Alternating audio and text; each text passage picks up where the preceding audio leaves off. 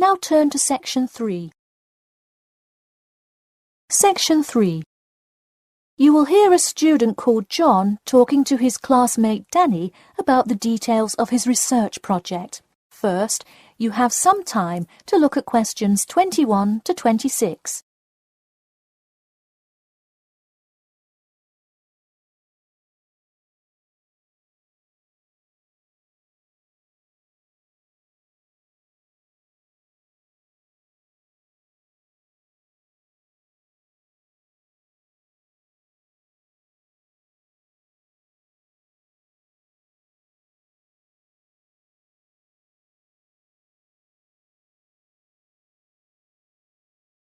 Now, listen carefully and answer questions 21 to 26.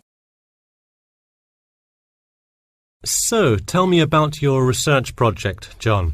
I created a questionnaire for the study to determine people's opinions of the relative feasibility of earning a living in Brisbane.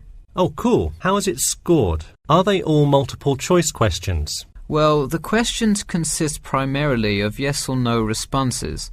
There are 2 free response questions at the end. Participants will use a computer to fill in their answers. That way, it is really easy to analyse the data afterward. Great. It sounds like you have a pretty solid idea of what you should do. Just don't forget to submit a copy of your plans to Professor Curran by the 15th. Oh, I almost forgot. You don't do it for the high grade or appraise, but he can review and give you feedback. Right, that will be helpful. He has been conducting studies like this for 30 years now. Yep. Oh, and I'm curious. Are you going to be in the room giving subjects directions for the questionnaire? Well, I think the instructions will be provided by another representative who will not be analysing the data. I want them to feel they can answer and be completely anonymous, so I will not be in the room. Anonymity is really important for this study. I agree. Good idea. You should tell the representative to remind subjects to fully consider both sides of each issue. Sometimes it's really easy to immediately check yes or no without stopping to think about it completely. That's so true. It's like a race to finish the questionnaire first or something. I'll make sure to include that in the instructions.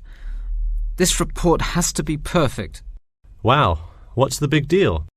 I know it's part of your grades and all. Well, it's that, but also a well-executed study could grab the attention of faculty in the department, which would be a huge deal.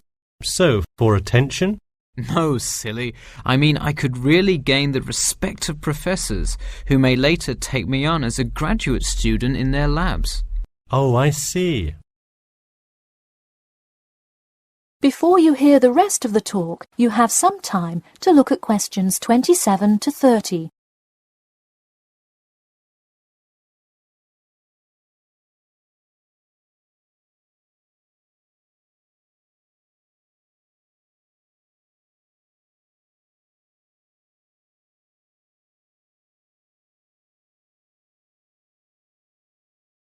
Now, listen carefully and answer questions 27 to 30. Let me take a look at the survey. Wow, this looks great. The map of the median income by region is a great tool. Where did you find it? Well, thanks. I read a lot of sources and just noticed this one in a small psychology journal called Modern Psychology. It's more helpful than the photo I added, but I think the photo is just so interesting. It was in the newspaper last year during that huge wage strike. It's great.